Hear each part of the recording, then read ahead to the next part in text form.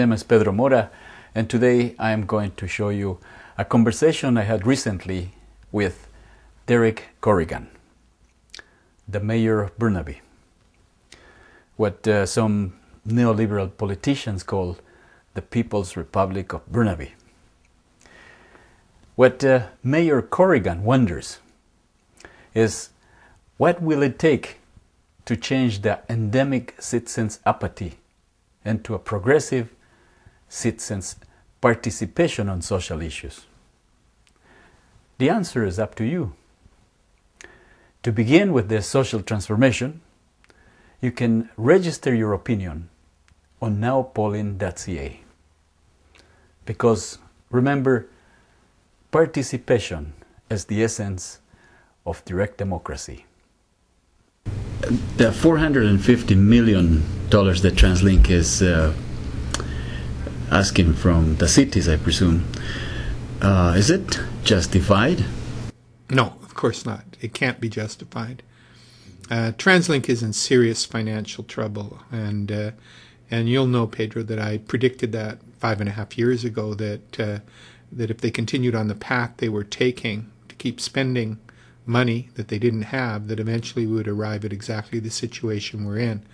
And the $450 million a year they proposed was to enable them to move on to doing the Evergreen line and the proposed underground line on Broadway. So it was their dream in Technicolor budget, the $450 million, and the commissioner has rejected it already, saying that there is no possible financial business case made for the $450 million. How much of this is because of the private-public partnerships that the provincial government is pushing into the cities?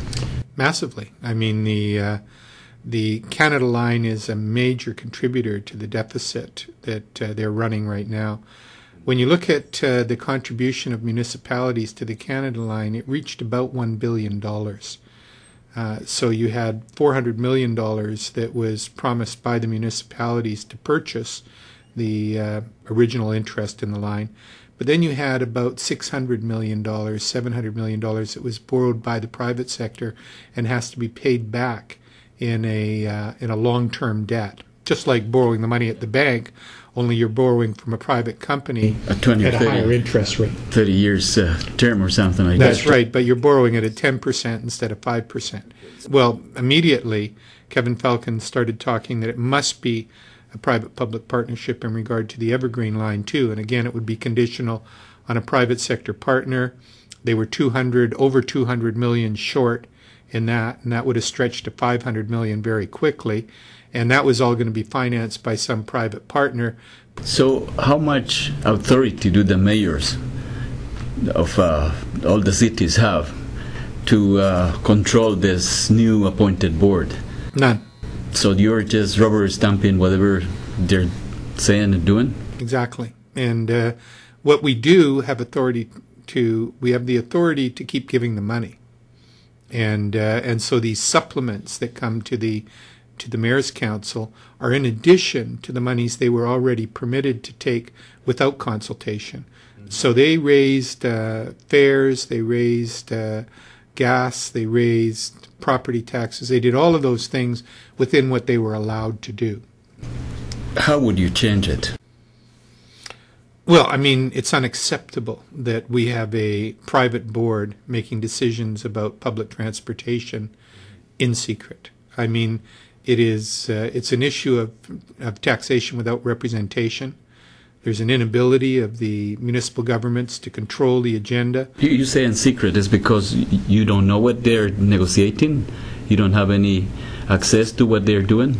No, the public doesn't have any access, the press doesn't have any access, and even I as a mayor don't have any access to what they're doing. They have their behind closed door meetings, they make decisions. It is a ticket for problems because you aren't making your decision in public. So the public isn't aware of what conflicts may arise, of whether or not there are ulterior motives for the decision that's being made. Mm-hmm. They don't know that the decision may be made because of pressure put on by the provincial government. Mm-hmm. So, we're left out of the picture, and yet they're spending our money on an ongoing basis. If we did all of our meetings as a council in secret, the public would be up in arms and the media would be screaming like stuck pigs. But for some reason, because the provincial government has done this with the Board of TransLink, the mainstream media seems to accept it as being perfectly all right. And the public hasn't yet, I think, gotten to the stage where they're ready to man the barricades over this. We're too comfortable with our standard of living that we don't worry about those things. Well, people don't realize what they have until it's gone, and oftentimes they won't protect the values that have built the kind of democracy that we sustain, and eventually they find out that they've lost them incrementally. And this is obviously a case where incrementally they're losing the right to determine public transportation in their own city. Do you think that you can do something to change that, or you think that our society is going to go to the point of no return and actually lose completely the few democratic rights that we have before people react?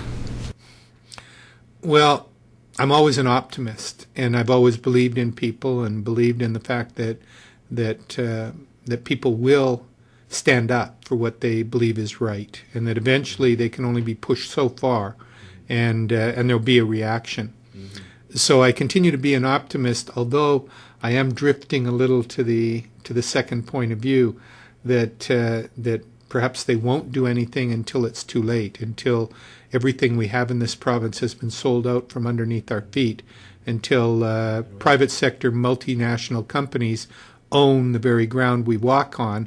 Then I think people might start to react and realize that they're giving up much too much, and they're giving it up not consciously. They're giving it up by their passive acquiescence. I hear all these horrible stories about TransLink and how undemocratic it is. Have you ever considered Burnaby having their own TransLink, their own transit system, their own public system, separated from TransLink? And would that be better? Transit is so integrated around the Lower Mainland, it's impossible to be able to operate your own system. Impossible? Impossible. It's the issue is one that requires regional cooperation. It requires the region to work together to be able to accomplish it. The lines are so interrelated, and the structure, the system is so interrelated that it's impossible to be able to separate it off into individual municipalities. When they put the Canada line, it was a reshuffling of all the lines. And I understand that trains couldn't probably be separated by the bus lines. Couldn't you have your own bus lines within the borders of Burnaby, and maybe connections to Vancouver and connections to New Westminster, Coquitlam? Well, you could. I mean, anything is possible. The problem is it wouldn't be financially responsible. Would cost more? It would cost more. It would mean that everybody was running duplications of service, that we were attempting to coordinate service between ourselves and duplicating a lot of effort. So, as much as I'm always tempted to say we'd go it alone, you can't in this situation. Isn't West Vancouver have their own bus system which is separate from TransLink? No. Westman has their own color of buses, and Westman has their own attitude about buses, but it all falls under TransLink. They operate their own maintenance facility. They control much of their own routes. So to a degree they have some degree of independence from TransLink if they have their own maintenance.